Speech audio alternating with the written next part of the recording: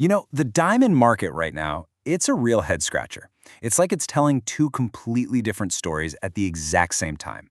On one side, you've got these huge, flashy stones, and sales are just booming. But on the other, a massive chunk of the market is just quietly collapsing. So what is really going on here? So that's the big question, right? Is the diamond market sparkling, or is it actually cracking under all this pressure? Well, the truth is, it's doing both. This really isn't one single market anymore. It's basically two, just operating under the same name but with completely opposite fortunes. Okay, let's dive right into this, because this contrast is at the heart of everything. If you just skim the headlines, you'd probably think, hey, everything's fine. But the real story? Nah, that's not in the headlines. It's buried in the details. I mean, on the surface, everything looks fantastic. You had these positive reports from US retailers right after Valentine's Day, and the whole mood seemed pretty optimistic. But that's just the tip of the iceberg, It's the part everyone sees. The real drama is what's happening just below the surface. And here it is, the Great Divide, all laid out. The market for those big, beautiful, high-quality diamonds, we're talking over 1 carat, it's super strong. Prices are up, people are buying. But for the smaller stones, anything under a carat, and especially those tiny little accent stones they call melly, the bottom has just completely fallen out. And look, this isn't just a trend. We're talking about two totally separate economies now, where size is absolutely everything.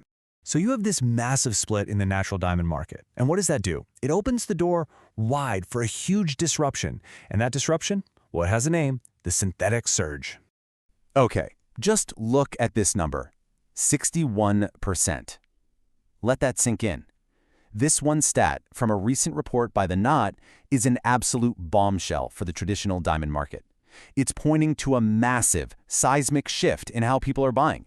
And here's what that 61% really means in the real world. We're talking about the single most important product in the entire diamond industry, the U.S. engagement ring. And for those rings, lab-grown diamonds, they're not the alternative anymore. They are the #1 choice, the majority. Natural stones have officially been bumped to second place. And this isn't some future prediction, folks. This is happening right now. But wait, this whole shift in taste, it goes even deeper. It's not just a simple story of natural versus lab-grown. Even inside that high-end natural diamond market, the old rules are getting thrown out the window. You know the famous 4 C's? Well, they're getting upstaged by a brand new status symbol, shape. Yeah, the classic round diamond, it's not king anymore. Today's high-end buyers, they want something unique, something fancy. These elongated cuts, think ovals, emeralds, and those long cushions, they're in such crazy high demand that there are actual supply shortages. And at the same time, older styles like the princess cut, they're becoming really hard to sell. It just goes to show you, taste is becoming super specific. It's not enough to just have a diamond anymore. It has to be the right shape of diamond. And really, this all boils down to a pretty simple economic reality, which is captured perfectly in this quote. The skill it takes to create these perfect, in-demand shapes, it's rare. And that rarity, it's driving prices way, way up.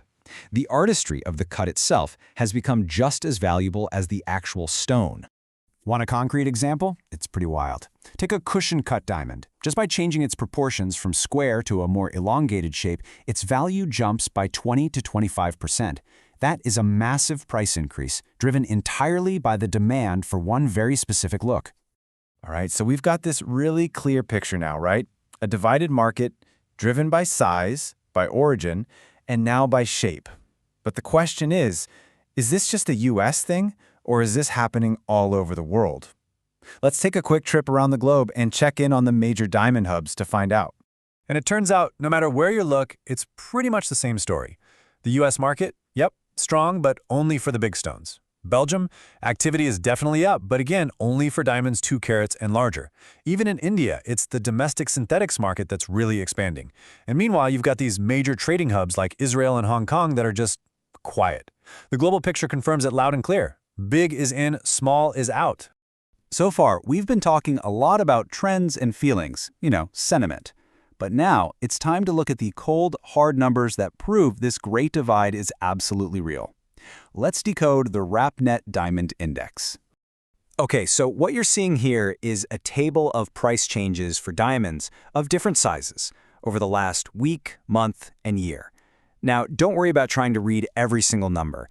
Just let your eyes drift over to that last column, the year-to-year change, because that is where the story really jumps off the page. And check this out. When we visualize just that one column, the story becomes absolutely undeniable. The price for a half-carat diamond, it's fallen off a cliff. We're talking down over 26% in just 1 year. Now compare that to the 3-carat diamond, which is, well, it's almost perfectly stable. This is the clearest picture you could possibly get of the market's great divide. The data confirms everything we've been talking about. Which, of course, leaves us with one last, pretty big question. For decades, we've all heard the slogan, "A diamond is forever." But in a world where technology can literally create a perfect diamond in a lab, and where what people want is shifting so dramatically, what does the future of forever even look like? That's the multi-billion-dollar question the entire industry is trying to figure out right now.